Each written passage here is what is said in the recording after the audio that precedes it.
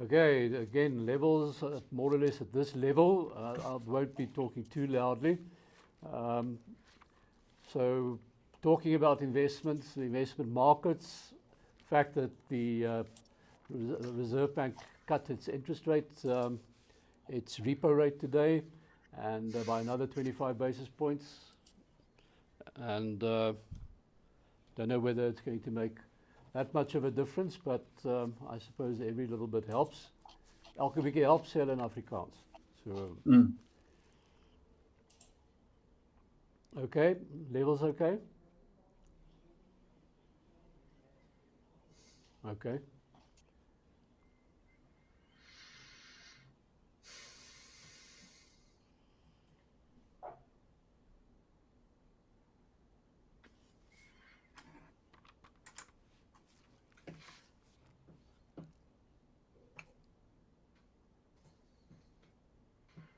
I must say, after 3 months in lockdown, walking out of the house day before yesterday and again today, in a jacket and a decent pair of pants and so on, both my sons did a major bloody double take. They couldn't believe what they were seeing.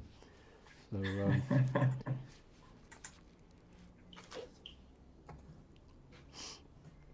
It's nice to put on a suit jacket. it's It's yeah, one of the things I miss, and real shoes. yeah, yeah. It just gives you. It's a bit like, you know, in the old days when we went to. My parents would say, "Ons gaan dorp toe," and that would be an occasion to dress properly. You know, you Yeah, dorp toe and kerk toe. Those are the two things that you saw to it that yeah, your clothing was okay. yeah. I've given up the tie though. I'm gonna try this a bit more relaxed, but I don't know It's if I funny. can give up the jacket. I was thinking of maybe I should wear a tie in this program. I actually miss wearing a tie. It sounds stupid, but I have a beautiful collection of ties that I bought over many years, and where other guys pay out a lot of bucks for a pair of jeans or something like that. I couldn't go to, especially when when you went to Europe, or I bought some beautiful ties in New York at one stage as well. So I had a bit of a tie fetish, I suppose.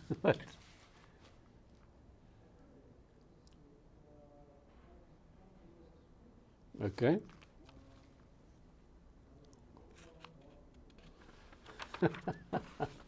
Okay.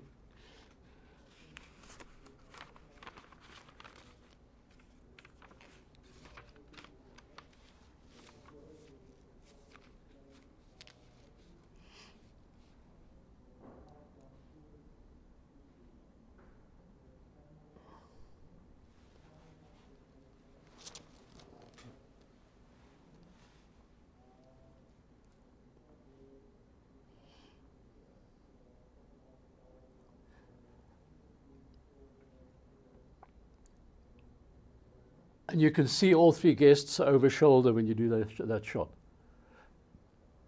I'm not sitting in the way of something.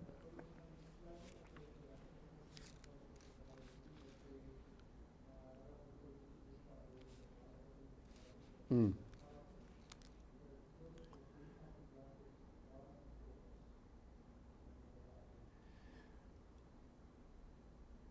Mm. Okay.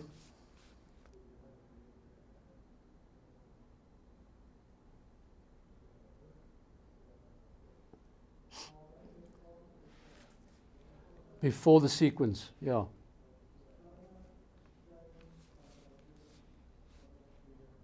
Yeah.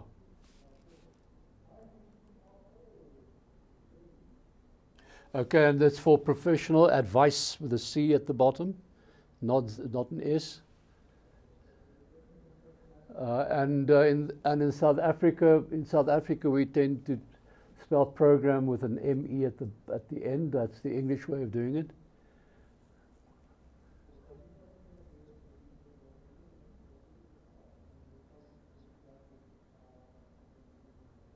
Okay, so we'll just use it now to go into it, and then okay, that's cool.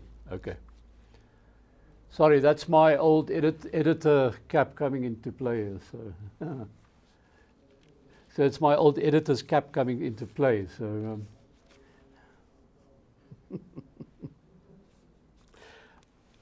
okay.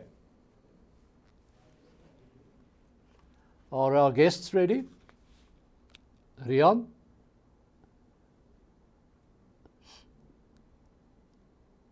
I can't hear anybody now. Okay, there we go. Testing. Okay. Warwick? Right, Warwick, you're ready to go? Sure. And Chris, ready to go? And Rian. Okay, cool. Ready? Okay. We've got an opening sequence thing and so on, but I'll introduce you as soon as we're ready.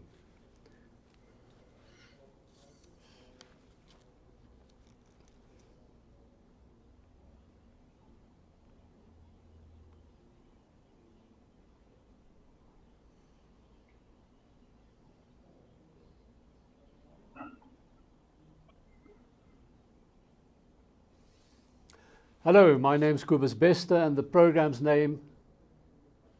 Okay.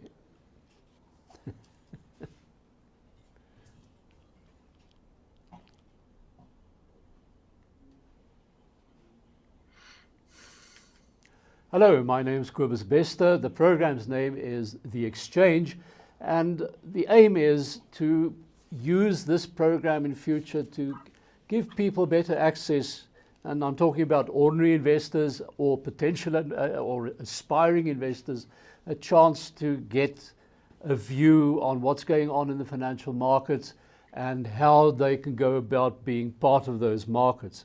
And I think you'll agree also that in these days, the markets will be crying out for new investors at the right time. So the program will consist of a panel of 3 investment specialists. We'll have a discussion on the markets and the behavior of the markets over the last few days. We'll take viewers' questions on certain aspects of investment. Again, as you'll see at the beginning of the program, we advise people, do not take this as formal advice. We're giving you pointers. If you want to invest, go and see a financial services provider, a registered person who is registered to help you officially. Don't go for anybody else, please. So that'll be the first half of the program. And after that, we have a guest. In this case, in our demo program or pilot program, if you wish, we have Davy Rood. He's the chief economist of the Efficient Group, and he'll be joining us halfway through the program. But right now, I've got a panel, and first of all, Rian Prinsloo, who is also with the Efficient Group. Hello, Rian. Hello, Cobus. Thanks for having me. Then we have Chris Veermeyer, and he's, as you can see, a very experienced person in this field already, also over many years, and he's from PSG. Hello, Chris. Hello, Cobus. Thank you for having me. And another guy, and I'm not emphasizing age here, but another guy who's been around for a while is Warwick Lucas from Galileo Capital. Hello, Warwick. Good evening, Cobus. Warwick, I'm going to start with you. Looking at these times and so on, and what's been happening at our markets, I would be crying if I was in the financial side of things right now, as opposed to gold mines and platinum. They seem to have been doing quite well this past week. Yeah, I think there's a few things that come into play there. It's certainly been a great run for precious metals. Frankly, I've always felt that you never actually want to make money out of precious metals. If you do make money out of precious metals, it's because something pretty awful is going on in the background. And indeed, that's exactly how I would describe the current environment. Clearly, the rand, relative to prior levels, is, albeit recovering, still well and truly beaten. And I think that's also helping our platinum and gold mines, that they're getting a bit of decent gearing from those prices coming through there. We had a interest rate cut earlier today announced by the Reserve Bank, Chris, and it would seem that at 25 basis points, you know, it really I can't see it doing a lot to the markets at this point.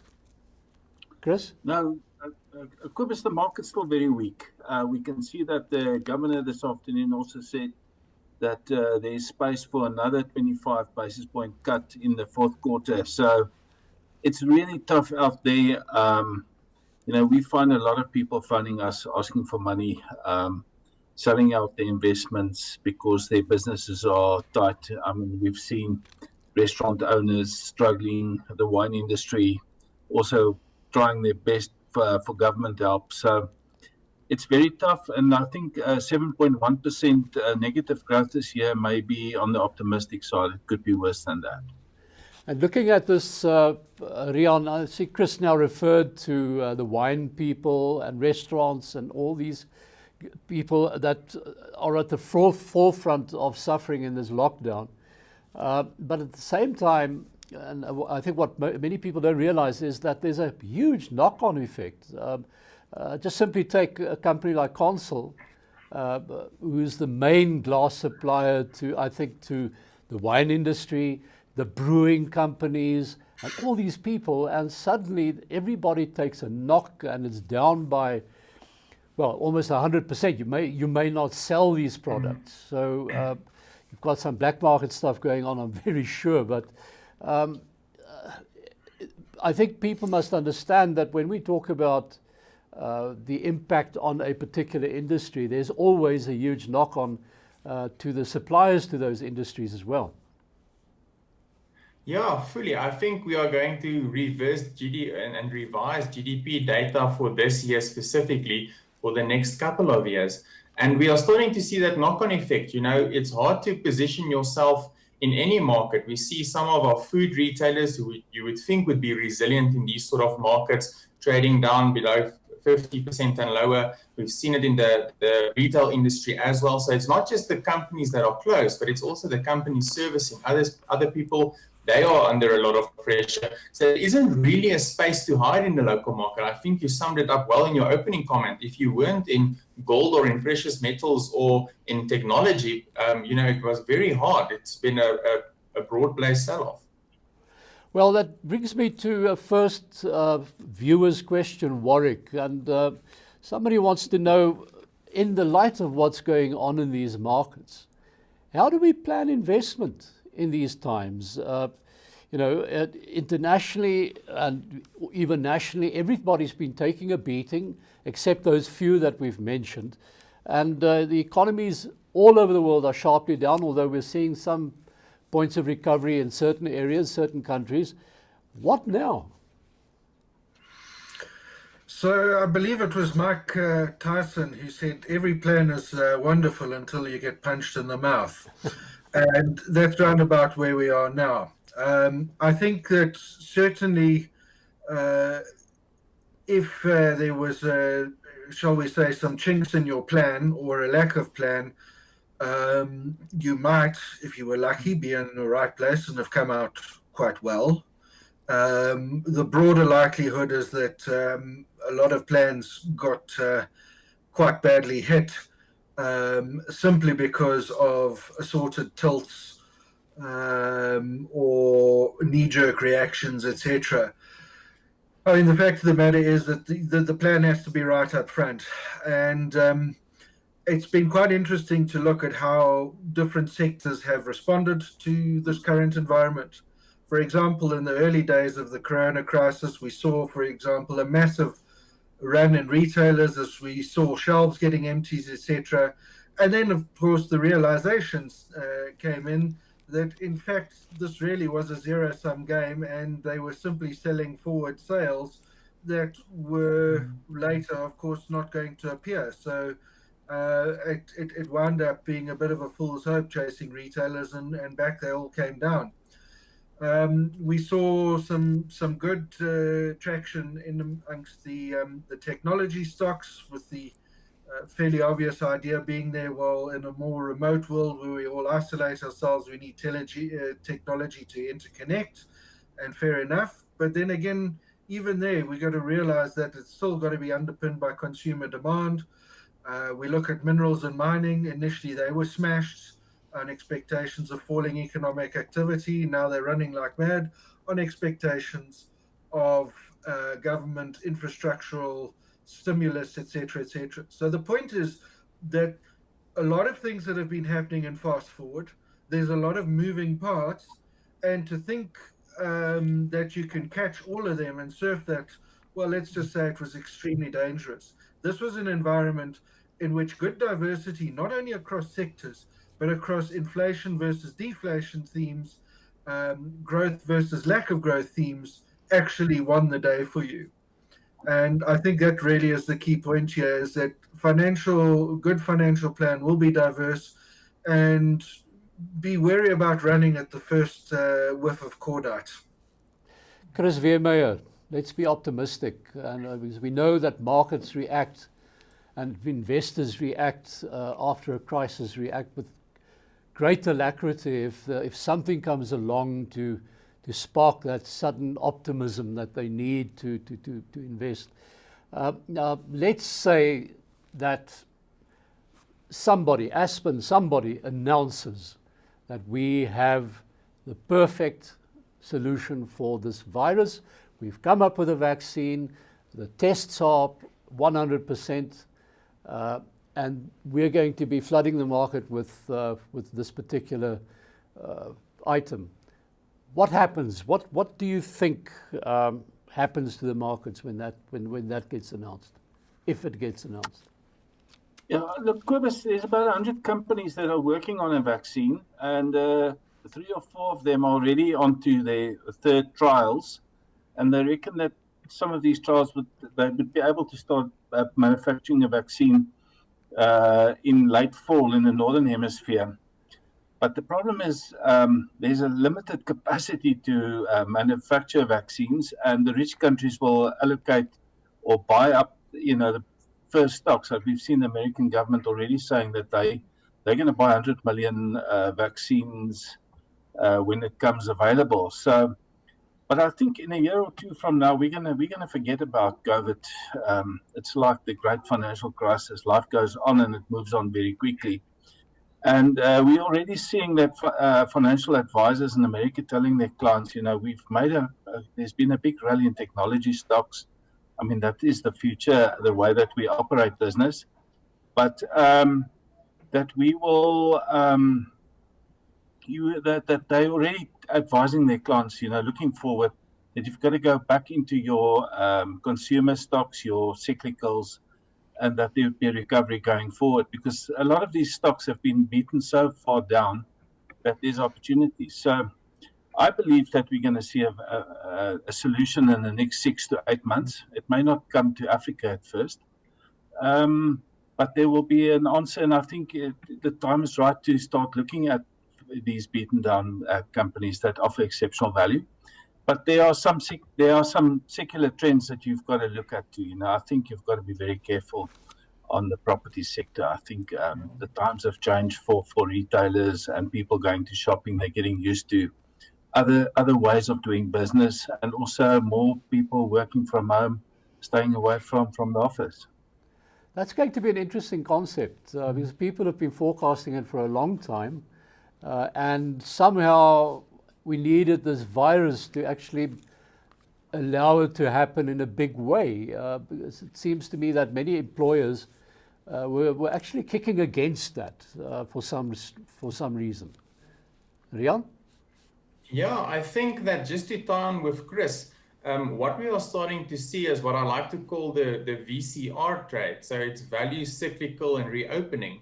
And we are starting every now and then, we start to see those stocks come into favor. We're starting to see, especially some of the retail investors also moving into those companies. I think today what we're seeing on global markets is a bit more of just a general risk off because of the increase in trade rhetoric between the US and China. I don't think that's going to be a longer term issue. The phase 1 trade deal is still intact.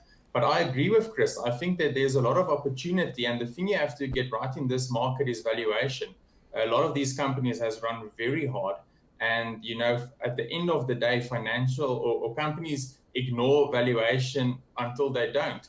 So I think that's quite important. And to tie on to your and to your point, Kobus, I think what's very important as well is nothing really changed with COVID-19, but what did change is themes that were in place and things that were going to happen in the next 5 years happened in the next 2 months. I think we're seeing, we got results out of Microsoft yesterday. They're echoing the same sentiments.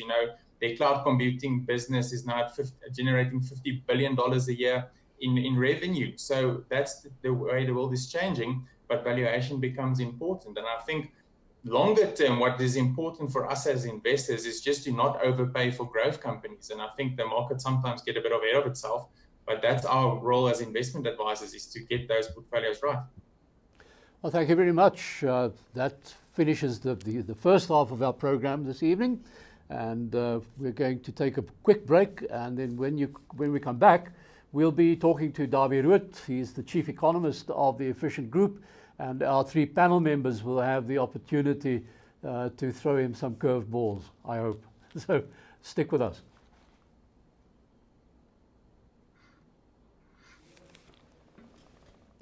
Okay. Het julle sy besonderhede?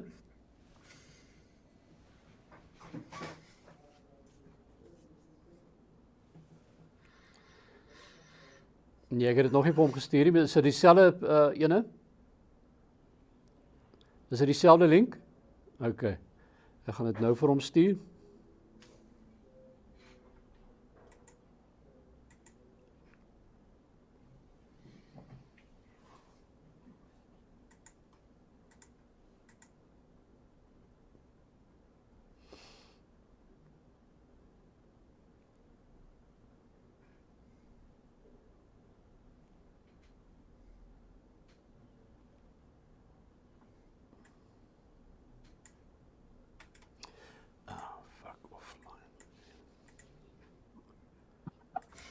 Having a Colin Flaxman moment there. Thank God I'm not on air.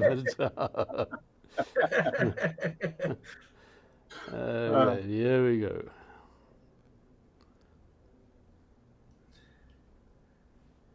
Dawie.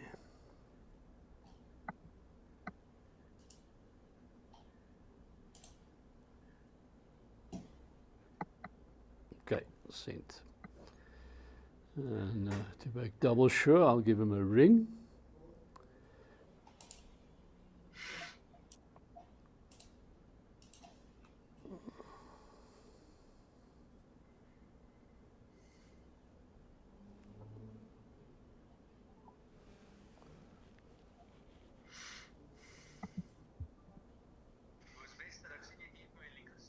Okay, daar's hy. Ons wag vir jou. Dankie. Okay, Dawie. Can you guys give me an idea of how long this first half was? Sure, that was long. Okay. We must talk about the timing sometime, Morné, because well, that's fine. So I'll go with Dawie. We'll go another 20. Okay.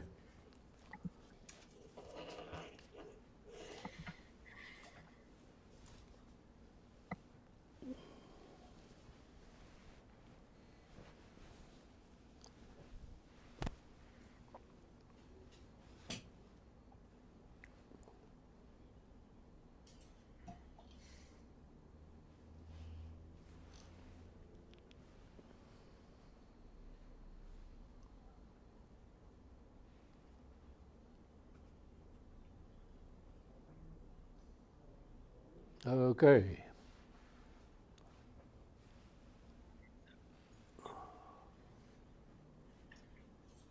How's it, Dawie? That's him. Yeah, fine, thanks. Hallo Dawie. Ja, Dawie, hoe gaan dit? Jessie, nee, het is okay, maar ja, Ja. ek is besig. My goodness, ek is nog my lewe nog nie nie. Wat mense wat hulle geld land uit wil vat of wat? Jessie Kobus met elke denkbare ding. Ja, ek is besig met baie goeders. Jy weet, jy kan maar vir Rian vra. Ons het ek weet nie ons het seker die beste maande die afgelope tyd gehad, die laaste 3-4 maande Sure. by hierdie besigheid. Dit regtig, dit gaan verstommend goed. En ons besigheidjie private clients wat ons nou run doen amazing op alle vlakke. Dis nou reg, dis 'n werklik waar 'n superspan wat ons daar met mekaar het. That's good to hear. Kobus Bester. Kan dit by die huis?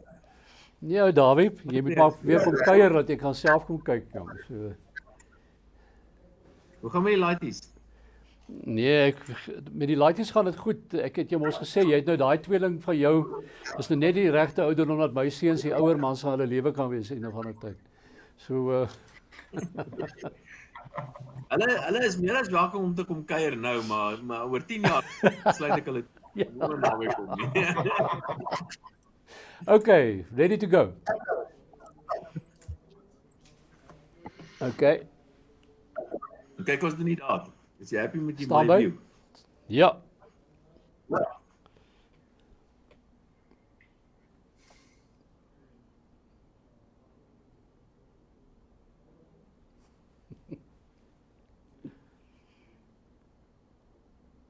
And welcome back to the exchange, it's second half of the program, and we have a guest tonight, and his name is Dawie Rood. He is the chief economist of the Efficient Group. And Dawie, hello and welcome. Thank you, Kobus. Very nice talking to you. Good evening. And I'm going to get the ball rolling by simply saying, well, we had a 25 basis point interest rate cut today. Do you think it's going to make much of a difference? The short answer to that is no. It's not going to make much of a difference. Even if the Reserve Bank decided to cut interest rates by 100 bips, for instance, it's also not going to make much of a difference. And the reason for that is simply because under these sort of circumstances, the problem isn't that interest rates are too high, or put differently, the problem is not that monetary policy is going to get people to start borrowing more money and spending more money. People are simply too scared, or people are just not certain about the future. And under these sort of circumstances, people don't, even if money is cheap, people don't borrow money. Certainly, it will, on the margin, assist a couple of companies that maybe are a little bit over indebted, or some individuals certainly will be assisted. But of course, we always have to remember that on the other side of the coin, there are many individuals, especially the elderly, that are dependent on interest income. So yes, on the margin, perhaps a bit of support to the economy, but overall, really very little that the reduction in monetary policy or interest rates will do to support the economy. I'm throwing this open to my panel now. Who wants to start off? Warwick? Yeah, good evening, Dawie. At the moment, I mean, we have inflation, latest count is 2.1. I dare say we needn't hold our breath as to whether or not it might stay there. And we've got long bond yields. I suppose if one averages across the curve, it's between 1.5% and 10%. I mean, is this the kind of environment where we can be reasonably sure on a risk-reward basis that bonds are a way to go? So you're asking me if bonds is a sitter and a good opportunity. That's basically okay. Yes, I think bonds certainly is at least a short-term very, very good opportunity. And there are many other reasons apart from the reasons that you've pointed out just now. So it gives you a wonderful real return, and that makes South African bonds very, very attractive. But the other reason why South African bonds are very attractive as well, and the one has to do with the fact that the South African currency is very cheap. A very cheap currency means that foreigners can exit or enter South Africa very cheaply. That's important. So a foreigner, especially somebody that wants to take a quick bite out of the apple, can come in cheaply into South Africa. And also very important, don't forget about that, is that South Africa's financial markets are exceptionally liquid. So all those factors are very, very bullish and positive for bonds in South Africa. Unfortunately, the reality also is that there are reasons why our bonds the yields are so high in South Africa. And the reasons, I mean, there are a lot of reasons. The fiscal debt levels, for instance, and things like the weak economic growth and uncertainty about policy and all that sort of stuff. But coming back to your question or your comment about inflation, inflation is low now, but the bond market is forward looking. And although inflation is low now, I've got a suspicion that in a year's time, everything is going to change. Then in a year's time, we will have a very low base.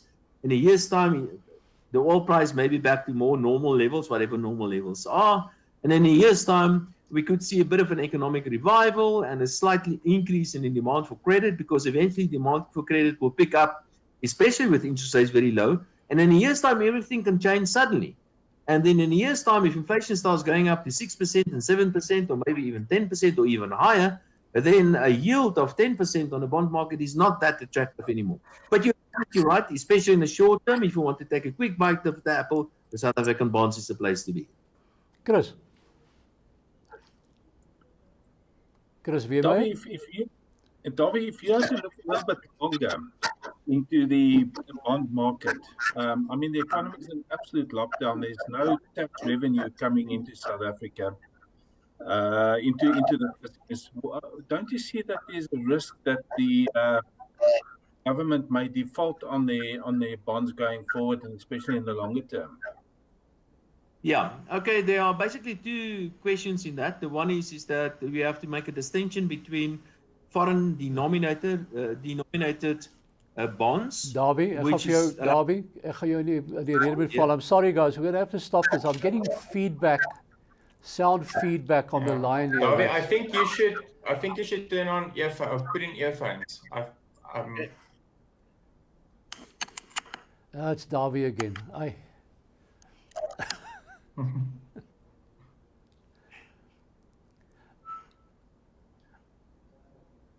Hoe klink dit, Kobus? Ja. Wag 'n bietjie, ek wil net nee, wag 'n bietjie, ek moet nog eers so 'n knop. Ja. Okay, hoe klink dit? Dit klink baie beter. Ons gaan nou net jou level moet regkry weer. Praat net meer 'n bietjie met ons Dawie, ons net daai klanklevel. 1 2 3 1 2 3 is enige iemand gewonder het, hierdie is net 'n glasfout. 1 2 3 1 2 3 is 'n lekker dag in Pretfontein. Dit is 'n bietjie koud buitekant nou, maar vanoggend was 'n baie mooi dag. Hoe klink dit vir julle? Okay, hoe klink die levels? Is dit reg? Okay, happiness. Amper. Ons gaan net nog jou volume 'n bietjie opstoot. 1 2 3 1 2 3 1 2 3 1 2 3 1 2 3 1 2 3 1 2 3 'n lekker dag in Pretfontein. Okay, wat ek wil voorstel ook while we're busy with this guys, if you want to jump in with a question, don't wait for me to cue you to do it. I will if necessary, but if there's a gap in the chat and you've got a question to ask us on, please let's do it, because it just flows more naturally that way. Okay. And Davy likes being asked trick curveball questions. He's very good at it. So Okay, hoor ek goeie woorde van my oor die lippe van Kobus Bester. Ja. Dit is die eerste. Dankie Kobus.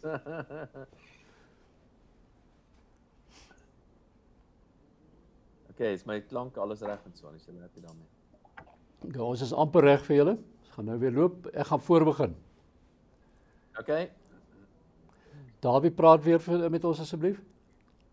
Hallo 1 2 3 1 2 3 is lekker dag in Pretfontein. Daar's hy.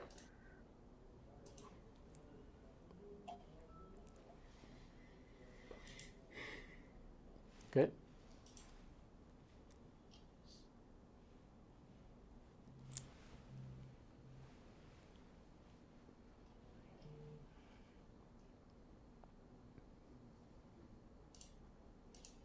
Welcome back to the exchange. Second half of our program, we have a guest, and it's Davy Rood. He is the chief economist of the Efficient Group, and we'll spend the next 15 to 20 minutes probably having a good in-depth chat to him about things economic. So Davy, welcome, and glad to have you here. Kobus, thank you very much. Good evening to you and the other panelists. The timing's quite good. We've just had a 25 basis point reduction in interest rates, or in the repo rate in any case, announced by the Governor of the Reserve Bank.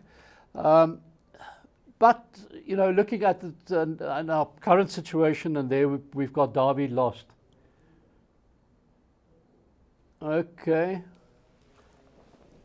All callers. Oh, shit. Okay.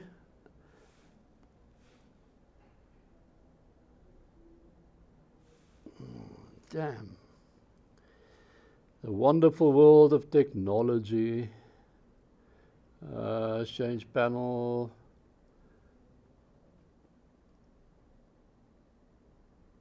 Hulle skakel hulle in. Of moet ek hulle bel? Okay.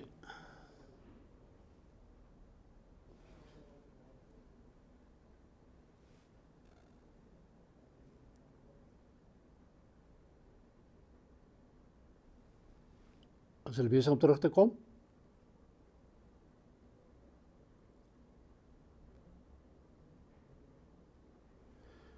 Okay.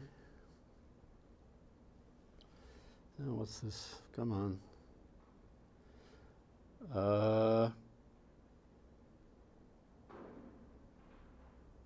Sorry guys, I just need to.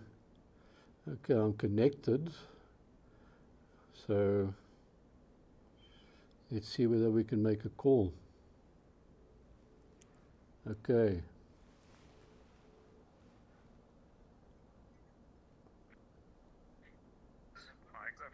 Okay, manne, kan julle asseblief, ons daai lyn het net gegaan. Kan julle asseblief op julle links weer inkom?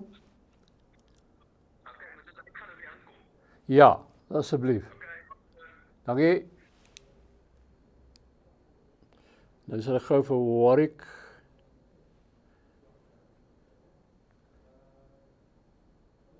Just tell me who we got so far.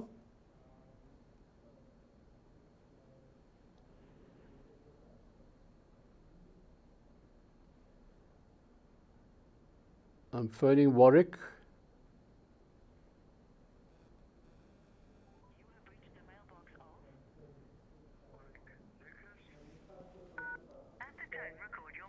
Ah, shit, now his phone's off.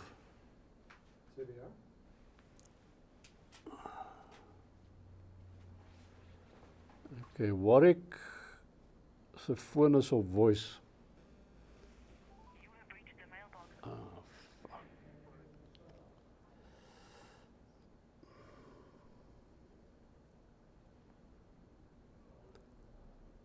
Okay, who else? Do we have anybody on yet?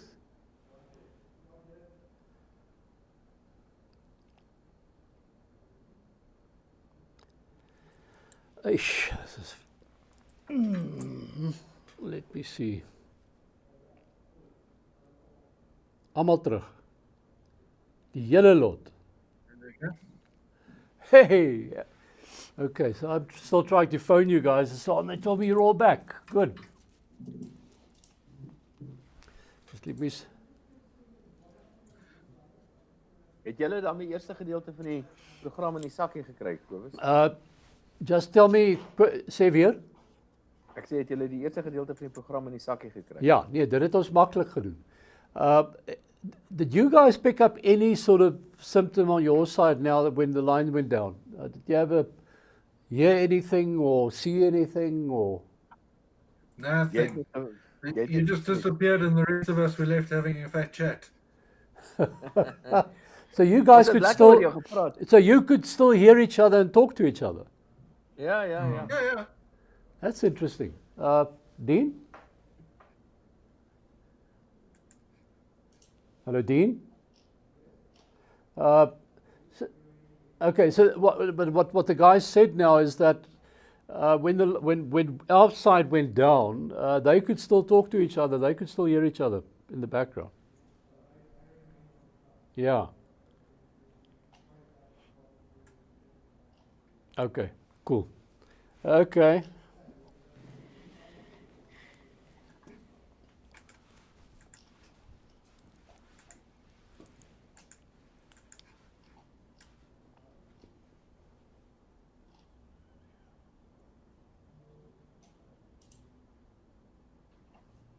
Welcome back to the exchange, and we have a guest now coming up. It's Davie Rood, He's the chief economist of the Efficient Group, and we're going to talk matters economics today. Hello, Darby, and welcome back.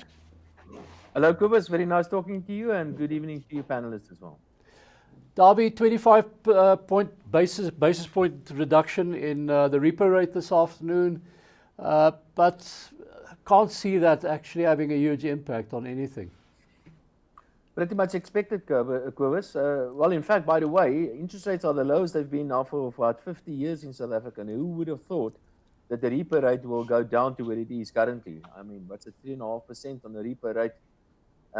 So we indeed are living in unusual times. But yeah, the cut in 25 bips on the repo rate is not going to make much of a difference. You know, even if the Reserve Bank cut rates by 100 bips or so, that's also not going to make that much of a difference. On a margin, of course, some companies and some individuals will be supported, but we also have to remember that there are always people that are dependent on interest income, and they will be negatively affected. What we really need is not monetary policy to support the economy. We need structural adjustments to support the economy. The Reserve Bank can do so much on their side. They've done what can be done, but that is as much as the Reserve Bank can do. I'm afraid I think we've reached the bottom of the interest rate cut cycle, and in a year or 18 months' time or so, we're probably going to see interest rates being tightened or required to be tightened by the South African Reserve Bank. Pretty much expected, not much of a change. Important what you said now, that those who view this program should realize that whatever investment decision you take or any expenditure decision you take at this point, your interest rate could be start moving up, say, in a year or in 18 months' time. So you better plan for that as well. Yeah, that is a question I get all the time. Should I fix my rates? And the answer to that usually is no. Do not fix your rates.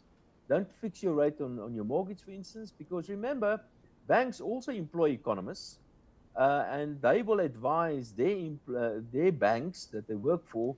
They will advise them to set interest rates when they fix it at a certain level and at for a certain period of time as well. So typically, you would set your if you fix your interest rates, it will be, say, 50 bips or so above the prevailing interest rate, and it will be between 1 year and 3 years or so. And if you do the calculations, usually you will be on the losing end. So my advice to people is do not fix rates. It's usually better to take your chances. There's only one instance where you fix rates, and that is when your budget is so tight that you simply cannot afford an increase in interest rates. And always keep in mind that you will only be allowed to fix it for a limited period of time. Warwick? Davy, you know, we've got inflation at pretty low levels, 2.1. Granted, I'm quite sure we can't expect it to stay there. And average bond yields are, I suppose, varying across the curve, but shall we say on average about 9.5% to 10%. Is it a good deal, or is it a bit of a value trap to climb into that bond market? I guess it depends on your time horizon. I think if you're an international speculator, this is a wonderful opportunity. And just go through the steps. If you're an international speculator, you want to enter a country cheaply, and you can do that via the currency. The rand is very, very cheap. So that's certainly a positive. You want to enter a capital market that's very liquid. And South Africa ticks that box without a doubt. We have a very, very liquid, for a small country like South Africa, the capital market is exceptionally liquid and very well regulated and pretty much integrated with the rest of the world. And as you just indicated, the yields are very, very juicy in South Africa. So yes, without a doubt, if you want to take a short-term bite out of the apple, this is the place to be. Unfortunately, there are reasons why the yields are so attractive. And it has to do with things like, for example, the debt levels and the fiscal deficit, weak economic growth, uncertainty regarding economic policies and the like. And of course, the very important point that you make about inflation. As far as inflation is concerned, for various reasons, I think inflation is going to start picking up speed in a year or 2 years' time or so, and we're going to see inflation significantly higher than where it is currently. But in the short term, the South African bond market, without a doubt, is a sitter. Chris? Davy, if you look a little bit longer, and we see that the government's already talking of a 300 billion rand budget deficit this year, minimum. because of COVID. Don't you expect longer term that there may be a risk of a fiscal cliff and a default of our government bonds, and that bonds could be a very risky place to be in for the longer term? Yeah, let me just unpack your question to see if we understand what it means. First of all, your 300 billion, that's basically the under collection on revenue.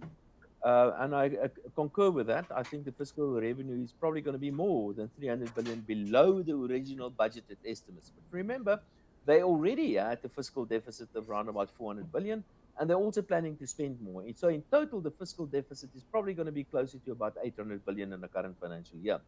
But the bulk of that is borrowed locally. And that is a bit of a problem, just by the way, because our total savings in South Africa is approximately 15% of GDP, and the fiscal deficit is going to be about 15% of GDP. That means that the state consumes all the savings in South Africa. But one of the good things about South Africa certainly has to do with the fact is that the bulk of borrowing takes place in South African rands and not in dollars, and that is certainly a very good thing. Because any country that borrows in your own currency, it will not default.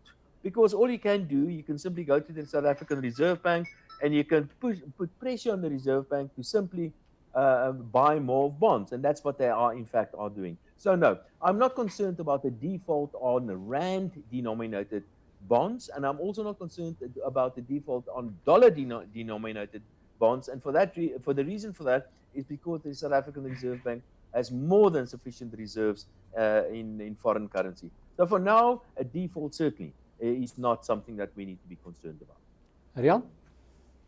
Yes, Dolly, so you're not that convinced on bonds for the longer term. I think in the discussion we had before, we also identified that property is maybe not ideal for now. There's a lot of risks in the sector. Globally, developed market equities are quite expensive. So it sounds like the only place you can actually go and hide for longer term investors is in emerging market equities. Yeah, I will be a little bit concerned about emerging market equities. The reason why I'm a bit concerned about emerging market equities because I think we haven't seen the full impact of this crisis on emerging markets. The problem with emerging markets is that they are quite heavily leveraged, and that means that I think there will be a number of emerging markets that will start getting into some balance of payments problems. Of course, a lot of debt will be forgiven.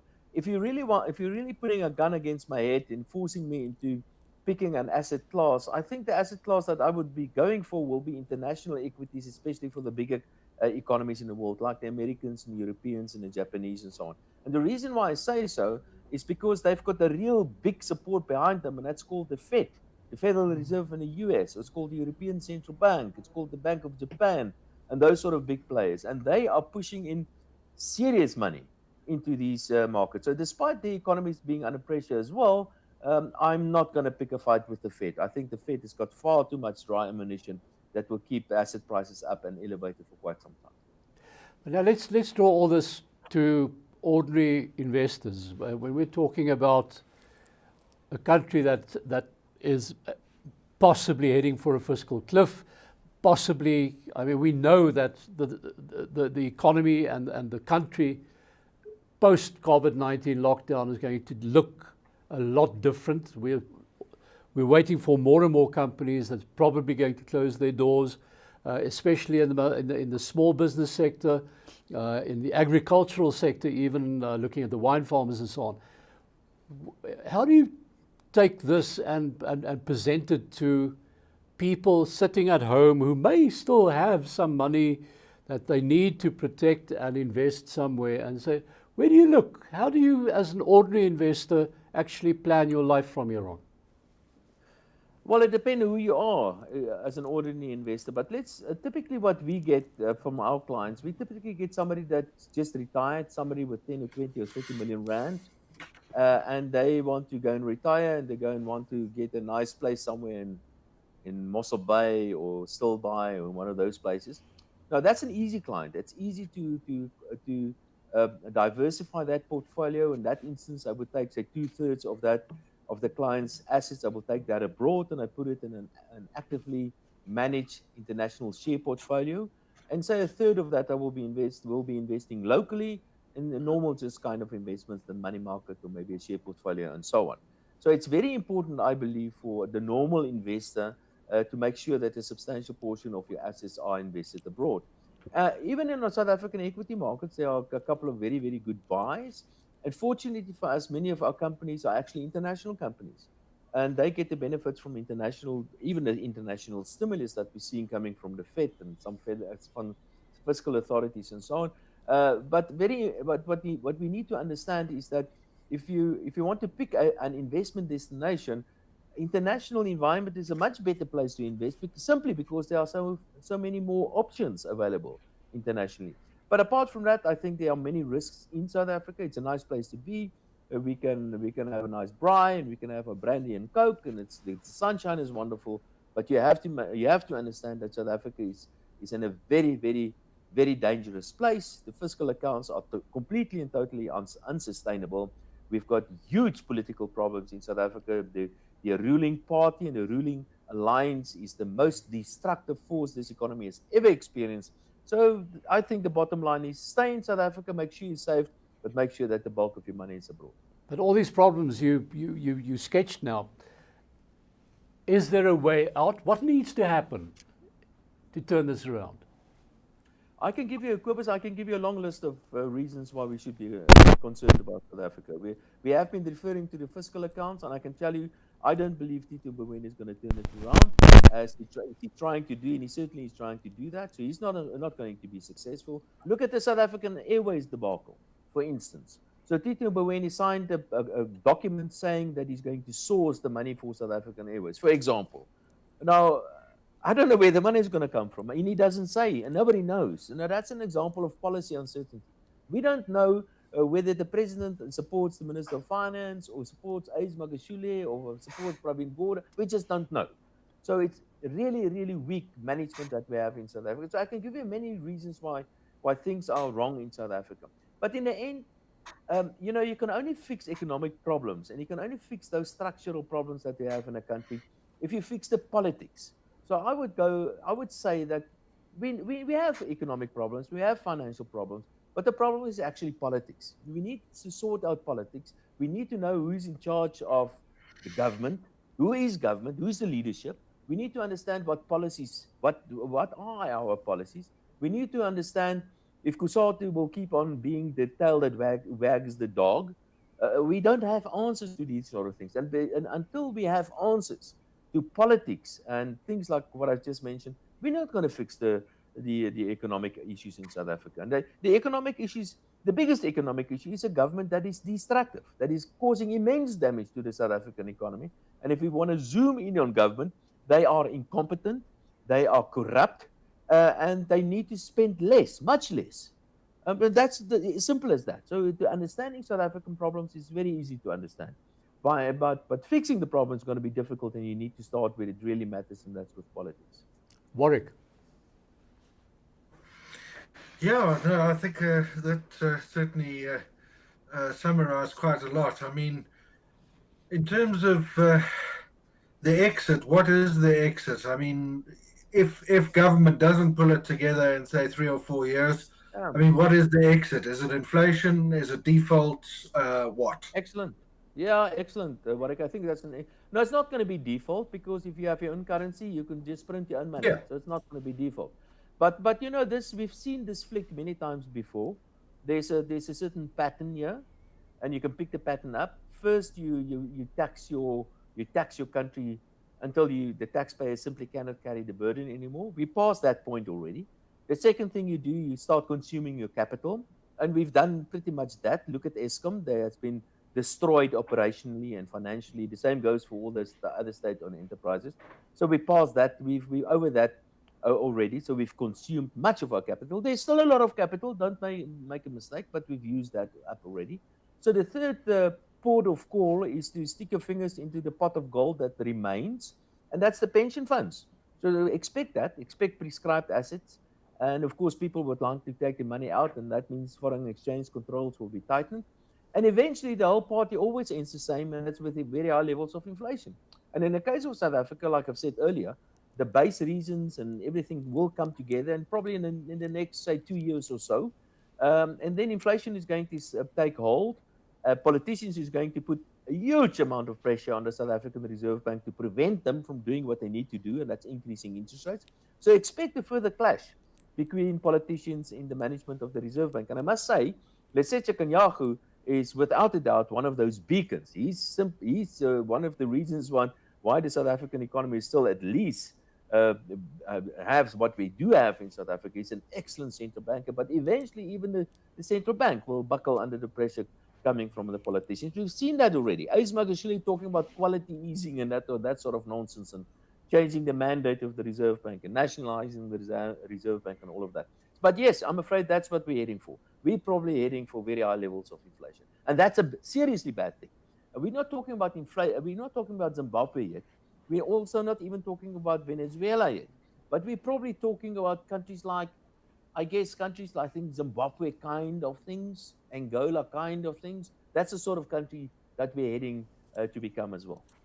Final question to Chris. So, Dawie, what we've done is we are moving money for our clients into foreign investment purely because it's diversification. You know, South Africa is 1% of the world's investment destinations. And I see the rand, it may go to 15, but in the long term, I see 50. I don't know what your view is about that, you know, and to protect your client, if they've just got to get and look at other destinations where I think it's safer to invest in the longer term. Yeah, no, I can't find fault with that. I absolutely agree with that. I think, yes, the South African currency, the South African rand, is an exceptionally volatile currency. I did mention some reasons why you should be bullish about, in the short term, potentially on the bond market, and the same goes for the rand. So I won't be surprised if the rand goes to much stronger levels or so. But in the medium, longer term, there's only one direction for the currency, is for a much weaker currency. Just keep in mind that the currency is a weird thing. The South African currency is it's a very traded, a very liquid currency. But when you analyze currencies and exchange rates, what is interesting is that you can do all sort of weird calculations, and you can calculate things like purchasing power parity and that sort of stuff. But when a currency is weaker than what it is supposed to be, like where the South African rand is at the moment, that very, very weak levels filter through to other aggregates in the economy, and that weak level become the correct level eventually, if that makes sense what I'm trying to say. So yes, as the longer the rand is weaker, the more likely that weak level becomes the correct level in a weird kind of way. Yes, so I'm afraid you're right. I think the rand will ease on a slippery slope, and the rand will continue to depreciate. And my number that we have, a bit of a thumbs up number, that's the inflation differentials. Basically, we expect the rand to depreciate, say, by 5% or so against the US dollar, but it's not going to be a straight line depreciation. 1 year, we're going to see a 20% fall or 30% fall, the next year, maybe a 5% appreciation. But over time, without doubt, the rand is in one way, and that's down. And on that pessimistic note, we've got to call halt to tonight's program. Thank you, Dawie Roots, the Efficient Group's chief economist, for your participation tonight. And our panel was Warwick Lucas of Galileo Capital, Rian Prinsloo of Efficient Group, and Chris Veermeyer of PSG. And we'll speak to you again soon. Thank you very much, and good night. Thank you. Thank you. Kobus? You. Thank you, guys. Thank you, Kobus. Thank you. Cheers. Bye. Bye. Thanks, Bye, guys. bye. Bye-bye. Bye-bye.